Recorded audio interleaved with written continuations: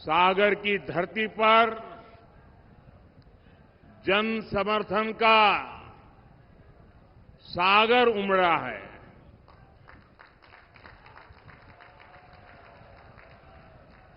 पिछली बार आपने यहां से भाजपा को रिकॉर्ड वोटों से जिताया था।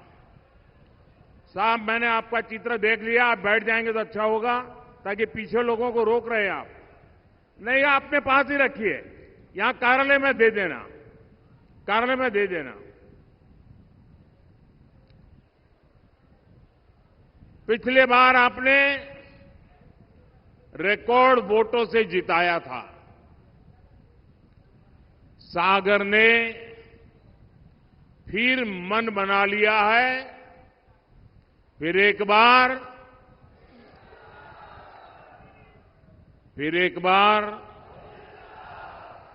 जरा मैं इधर पूछूं, फिर एक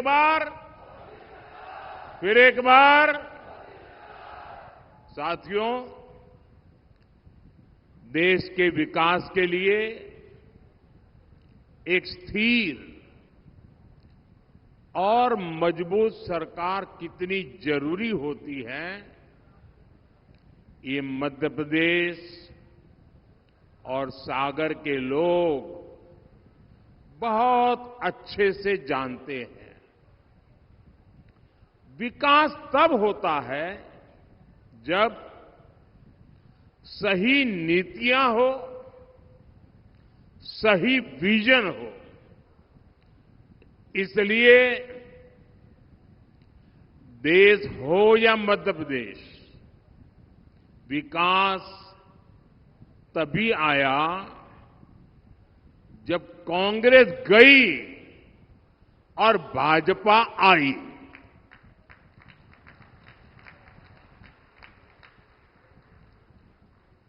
कांग्रेस के समय में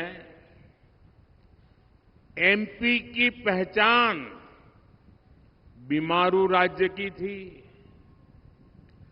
आज वही मध्य प्रदेश बीजेपी सरकार में विकास की नई ऊंचाइयां छू रहा है। साथियों, मध्य प्रदेश में केन बेतवा लिंक परियोजना का ऐतिहासिक काम शुरू हो गया है। सिंचाई के लिए बंडा बृहद सिंचाई परियोजना का काम भी बीजेपी सरकार ने करवाया है। मध्य प्रदेश में अच्छे हाईवेज का पूरा नेटवर्क बनाया जा रहा है। नर्मदा प्रगति पथ और विंध्य प्रगति पथ हो, मालवा निमाड़ प्रगति पथ और मध्य भारत प्रगति पथ हो, बुंदेलखंड प्रगति पथ और अटल प्रगति पथ हो, एक्सप्रेस वे अब नए मध्य प्रदेश की पहचान बन रहा है। यहां ललितपुर सागर लखनादौन नेशनल हाईवे का निर्माण भी हुआ है। केंद्र सरकार ने एमपी को 350 से ज्यादा रेल परियोजनाओं की सौगात भी दी है। सागर में मेडिकल कॉलेज और अस्पताल भी बनवाए हैं। 50,000 करोड़ रुपए की लागत से बीना रिफाइनरी में पेट्रोकेमिकल कॉम्प्लेक्स का निर्माण भी शुरू हो चुका है। यानी इंफ्रास्ट्रक्चर, स्वास्थ्य, शिक्षा और सुरक्षा की जो जरूरतें थी, सभी दिशाओं में एक साथ काम करते हुए आपकी अपेक्षाएं पूरी हो रही है। और इससे इस क्षेत्र में उद्योगों के लिए नए रास्ते खुलेंगे। हमारे मुख्यमंत्री भाई मोहन यादव जी और उनकी पूरी टीम इस दिशा में दिन रात काम कर रही है। साथियों, यहां इतनी बड़ी संख्या में माताएं बहनें भी आई हैं। गरीब के इस बेटे ने हमेशा आपकी चिंता की है। कोरोना का इतना बड़ा संकट आया, मोदी ने ये सुनिश्चित किया कि आपकी रसोई में कभी राशन की कमी न होने पाए।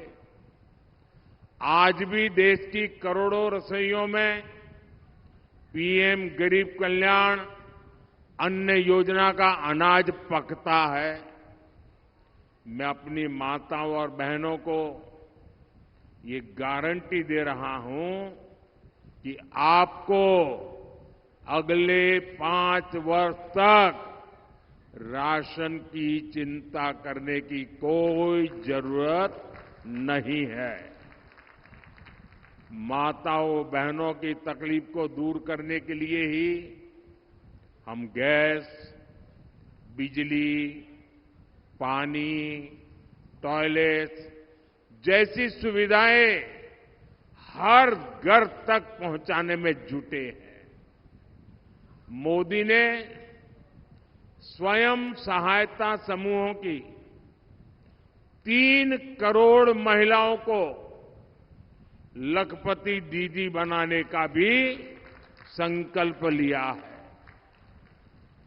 और ये गारंटी भी मैं पूरी करके दिखाऊंगा।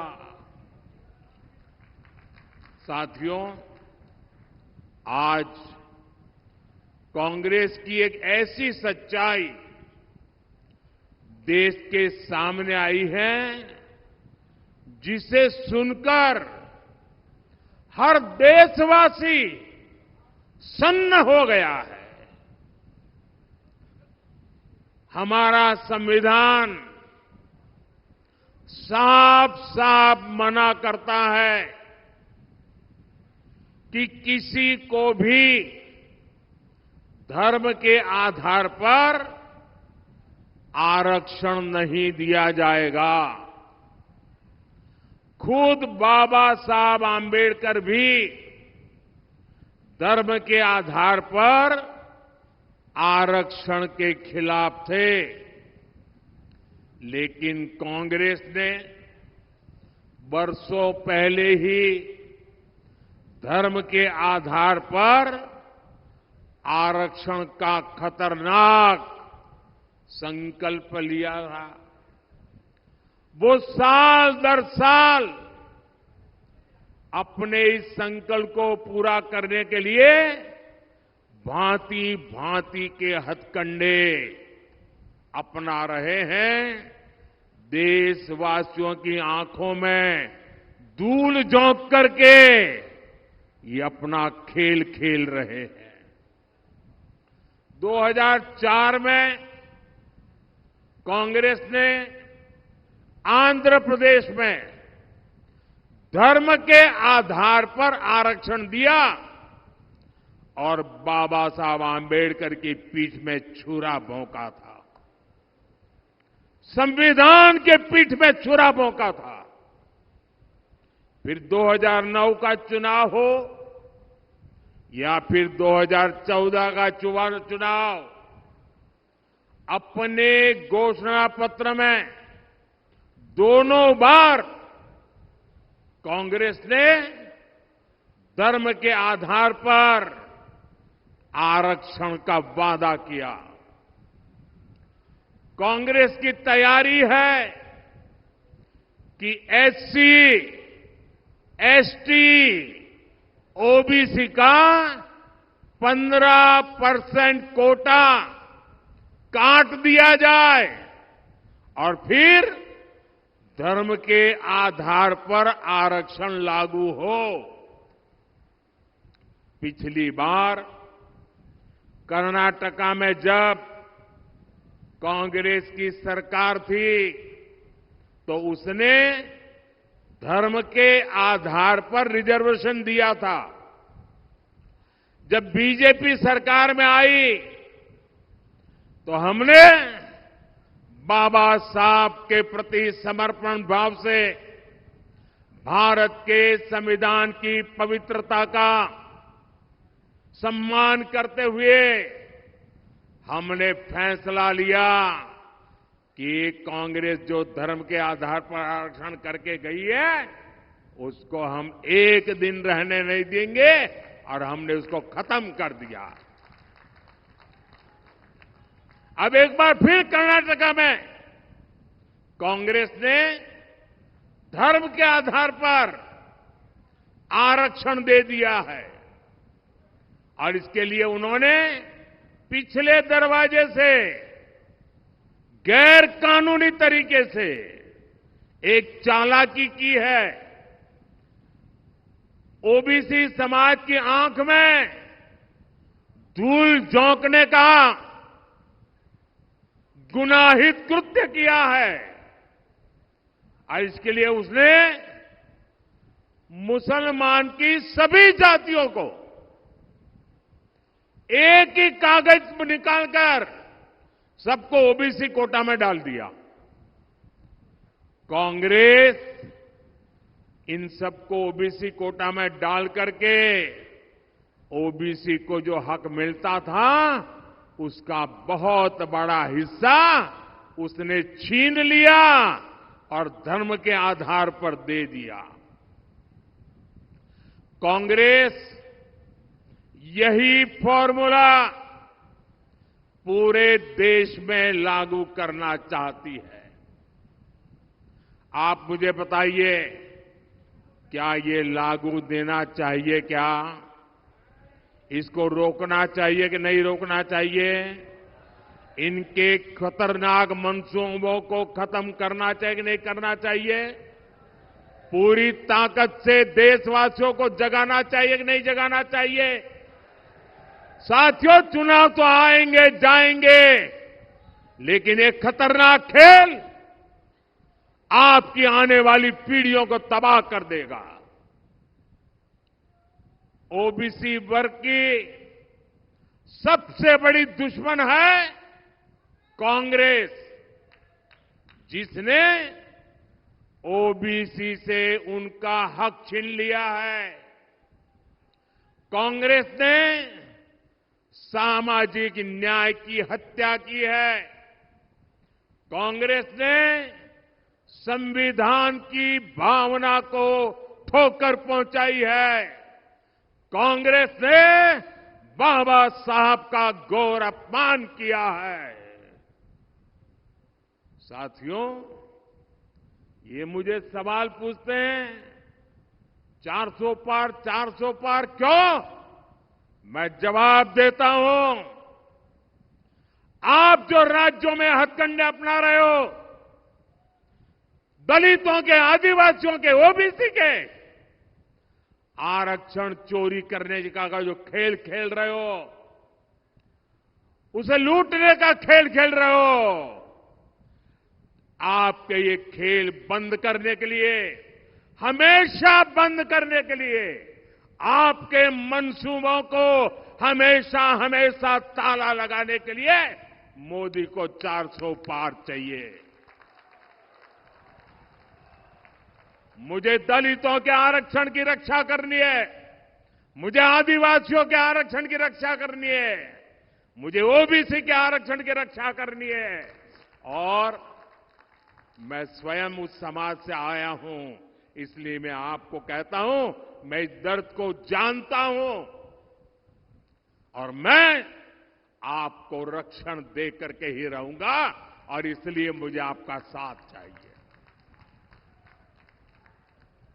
साथियों, आपको चोट पहुंचाने के लिए कांग्रेस इतने पर ही नहीं रुक रही। कांग्रेस आपकी संपत्ति भी छीनना चाहती है। कांग्रेस एक्सरे कराने वाली, एक्सरे, मालूम है ना, उनके नेता बोल रहे एक्सरे करेंगे और आपके लॉकर में क्या पड़ा है वो खोज के निकालेंगे, आपके घर में क्या पड़ा है वो खोज के निकालेंगे। अगर माताओं बहनों ने थोड़ी पूंजी बचाई होगी और अनाज के डिब्बे में रखती हैं तो एक्सरे करके वो भी खोज के निकालेंगे। लॉकर में रखे आपके गहने हो, महिलाओं का मंगलसूत्र हो, कांग्रेस सब कुछ खोजने में लगेगी और फिर कहती है हम इसे छीन लेंगे और फिर उसको बांट देंगे। आपको ये मंजूर है क्या? जरा मुझे पूरी ताकत से बताइए, अगर मेरा विषय समझते हो तो ये आपको मंजूर है क्या? आपके पास अगर एक घर गांव में है और एक घर आपने शहर में ले लिया, दो घर है तो एक घर कांग्रेस ले लेगी, कांग्रेस की सरकार ले लेगी। अगर आपके पास दो गाड़ी है तो एक गाड़ी कांग्रेस की सरकार ले लेगी। ये उन्होंने घोषित किया है। क्या आपको ये मंजूर है क्या? ये करने देंगे क्या? आपसे ये सब कुछ छीनकर कांग्रेस अपने वोट बैंक को देना चाहती है। साथियों, इतना ही नहीं, कांग्रेस ने तो आज एक और पत्ता खोल दिया है। उनका हिडन एजेंडा बाहर आया है। आज उन्होंने कहा है इनहेरिटेंस टैक्स, यानी विरासत में भी। अब आप देखिए, हमारे देश में तो दादा दादी नाना नानी भी कुछ बचा के रखते हैं, खुद कभी उसका खर्चा नहीं करते। क्यों?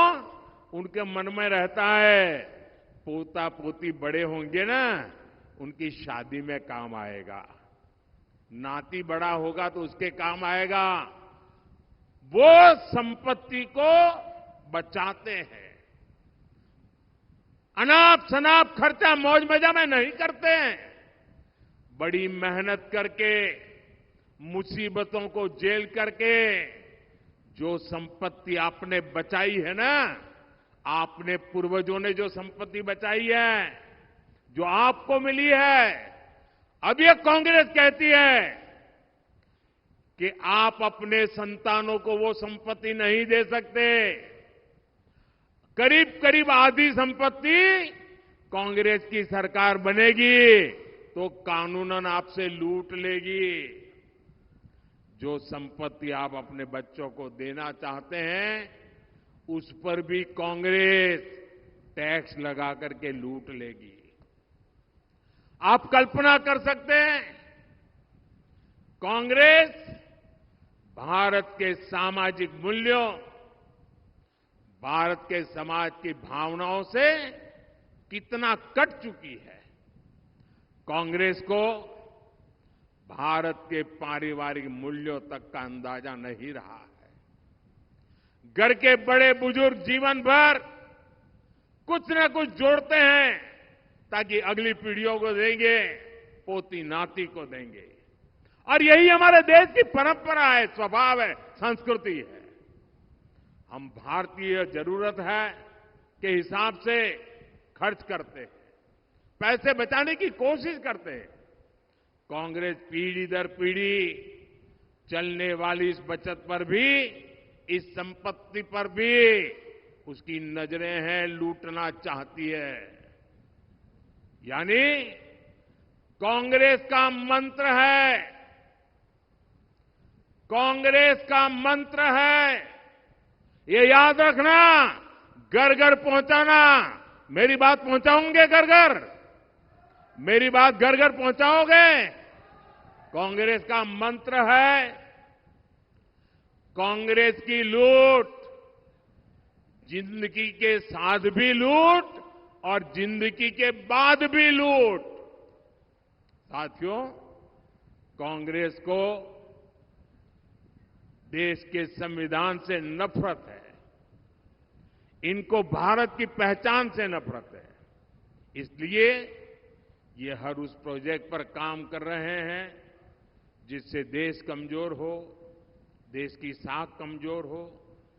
ये लोग समाज को आपस में लड़वाने के लिए नए नए पैंतरे लेकर आते हैं। हमारी आस्था ने हमें सदियों से एकजुट रखा है। कांग्रेस पार्टी उस आस्था पर हमले करती है। अयोध्या में प्रभु राम का राम मंदिर प्राण प्रतिष्ठा के समय कांग्रेस ने क्या किया, पूरे देश ने देखा। आपको याद है ना? याद है ना? भगवान राम को काल्पनिक बताने वाली कांग्रेस ने राम मंदिर के प्राण प्रतिष्ठा के निमंत्रण को ठुकरा दिया, ठुकरा दिया। क्या ऐसी कांग्रेस को ठुकराना चाहिए कि नहीं ठुकराना चाहिए? जिसने राम मंदिर की प्राण प्रतिष्ठा को ठुकरा दिया, ऐसी कांग्रेस को ठुकरा देना चाहिए कि नहीं ठुकरा देना चाहिए? आपने इनकी भाषा सुनी है? भाइयों बहनों, इनका विरोध केवल अयोध्या, राम और राम मंदिर तक नहीं है। इन्हें मंदिर और मंदिर जाने वालों से भी दिक्कत है। पिछले साल ही मैंने यहां सागर में संत रविदास जी का भव्य मंदिर का शिलान्यास किया था। तब भी कांग्रेस के नेताओं ने कहा था कि रविदास मंदिर बनाने से अच्छा था कि यहां कुछ और बन जाता। इतनी नफरत है इनको। कांग्रेस को एक महान दलित संत का मंदिर भी बर्दाश्त नहीं होता। ऐसी सोच वाली कांग्रेस को एमपी से दूर रखने में ही भलाई है। साथियों, 7 मई को आपके पास एक बार फिर मध्य प्रदेश के साथ साथ पूरे देश के भविष्य को संवारने का अवसर है। सागर लोकसभा से बीजेपी ने बहन लता वानखेड़े जी को उम्मीदवार बनाया है। उनको भारी मतों से जिताना है। मैं जानता हूं गर्मी बढ़ रही है। मैं ये भी जानता हूं कहीं कहीं शादी ब्याह का माहौल है। मैं भी ये भी जानता हूं कुछ लोगों को खेत में अलग अलग काम भी है। लेकिन मेरा आपसे अनुरोध है, कितना ही काम न क्यों न हो, लेकिन देश के लिए कुछ समय देना चाहिए कि नहीं देना चाहिए? देना चाहिए कि नहीं देना चाहिए? हमें अपना वोट देना चाहिए कि नहीं देना चाहिए? हमने अपने अधिकार का उपयोग करना चाहिए कि नहीं करना चाहिए? राष्ट्र निर्माण के इतने बड़े यज्ञ में हर किसी का योगदान होना चाहिए और इसलिए भारी मतदान होना चाहिए। आप मतदान करवाएंगे, घर घर जाएंगे, मतदान के रिकॉर्ड तोड़ेंगे, पोलिंग बूथ जीतेंगे। आप अपने वोट के साथ साथ जो अपनों के वोट है ना, उसको भी पोलिंग स्टेशन तक ले जाइए। करेंगे? अच्छा, मेरा एक और काम करेंगे। यहां से जाकर अपने मोहल्ले, अपने गांव के हर व्यक्ति को कहिएगा कि मोदी ने उनको प्रणाम कहा है। मेरा प्रणाम पहुंचा दोगे? बोलिए भारत माता की।